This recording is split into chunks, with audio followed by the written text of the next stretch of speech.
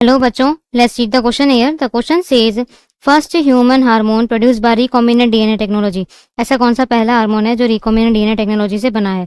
Progesterone, insulin, inulin, thyroxine. Let's see the key concept here. क्या हमें पहले तो पता होना चाहिए what is recombinant DNA technology.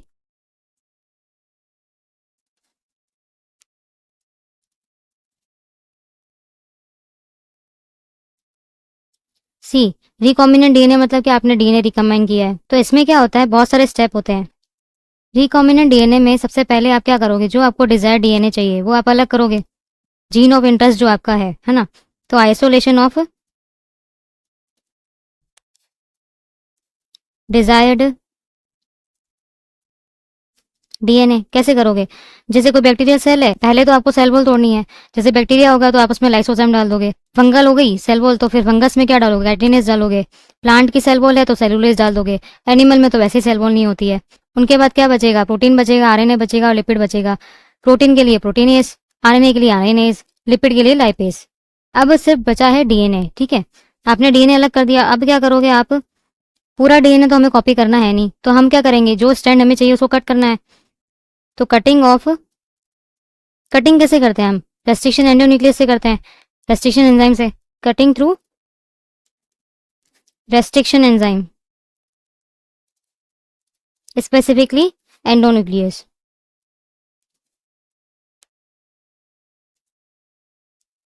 ठीक है, अब आपने कट कर दिया उसको, जो आपको डीएनए चाहिए था आपने वहां से कट कर दिया। ठीक है, अब इसमें बहुत सारे फ्रेगमेंट आ गए। अब आपको एक ही फ्रेगमेंट चाहिए जो आपका जीन ऑफ इंटरेस्ट है। ठीक है, सारे फ्रेगमेंट आपको कॉपी नहीं कर रहे हैं। अब इतने सारे फ्रेगमेंट में से कैसे ढूंढोगे आपका डिजायर फ्रेगमेंट कौन सा है? डिजायर्ड फ्रेगमेंट कैसे ढूंढोगे? Through gel electrophoresis.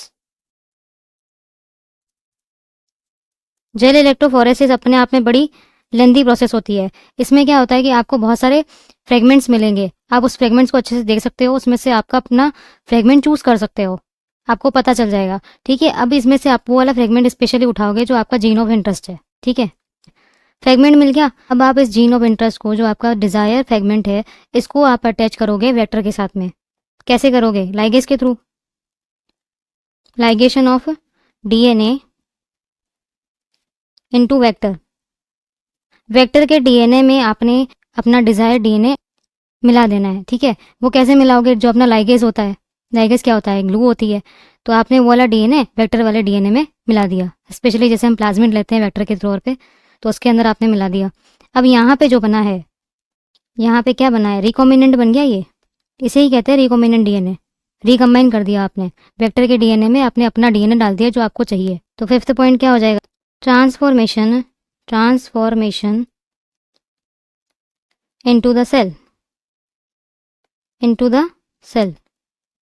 अब जैसे मेनली हम लेते हैं बैक्टीरियल सेल, ठीक है, या फिर जैसे हम होस्ट बोल सकते हैं इसको, कोई भी होस्ट आप ले रहे हो, उसके अंदर आपने ट्रांसफॉर्मेशन कर दिया।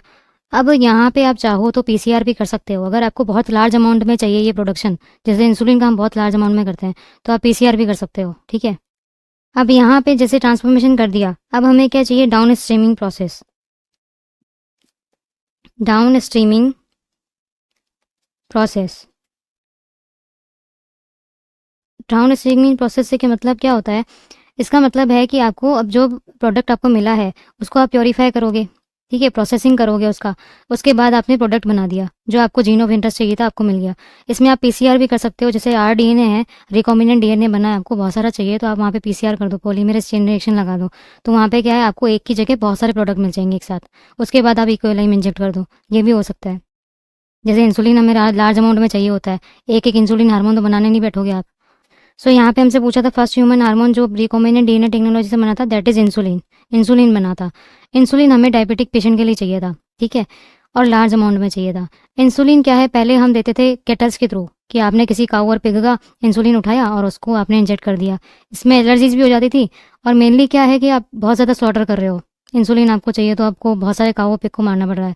ठीक है, सेकेंडली आप ओरली ले नहीं सकते इंसुलिन को, क्योंकि इसमें प्रोटीन से बना होता है, प्रोटीन का एंजाइम आपके पास ऑलरेडी है। जैसे ही आप ओरली लोगे ये इंसुलिन ब्रेकडाउन कर देगा, तो इंसुलिन अपना काम कर नहीं सकता। फिर हम क्या करते हैं, इसको रिकॉम्बिनेंट डीएनए टेक्नोलॉजी के थ्रू बनाते हैं। इंसुलिन के अंदर क्या होता है, 3 पेप्टाइड चेन होती है, उसमें से हमें 2 ही चाहिए होती है। पेप्टाइड ए चेन चाहिए होती है और दूसरी जो होती है ना वो पेप्टाइड बी चेन चाहिए होती है। ठीक है, इन दोनों को हम ई कोलाई के अंदर वेक्टर के थ्रू इंजेक्ट करते हैं। ठीक है, फिर ये पेप्टाइड ए चेन बना के देता है, ये पेप्टाइड बी चेन बना के देता है, दोनों को हम डाइसल्फाइड बॉन्ड से जोड़ देते हैं। तो क्या करते हो आप, इन चेन को इसका डीएनए सीक्वेंस बना के आप ई कोलाई में इंजेक्ट करते हो प्लाज्मिड के अंदर ऑब्वियसली, जैसे मैंने अभी आपको आरडीएनए टेक्नोलॉजी बताई वैसे ही। और उसके बाद आपको मिल जाता है पेप्टाइड ए चेन और पेप्टाइड बी चेन। उसके बाद आप इसको डाइसल्फाइड बॉन्ड से जोड़ देते हो। ठीक है, डाइसल्फाइड बॉन्ड से जोड़ने के बाद क्या होता है, इंसुलिन बन जाता है हमारा। ठीक है, that is a pretty much insulin production जैसे हम करते हैं। जो हमारा आंसर है यहाँ पे that is B, insulin production करते हैं हम आरडीएनए टेक्नोलॉजी से। Hope you understood very well, best of luck.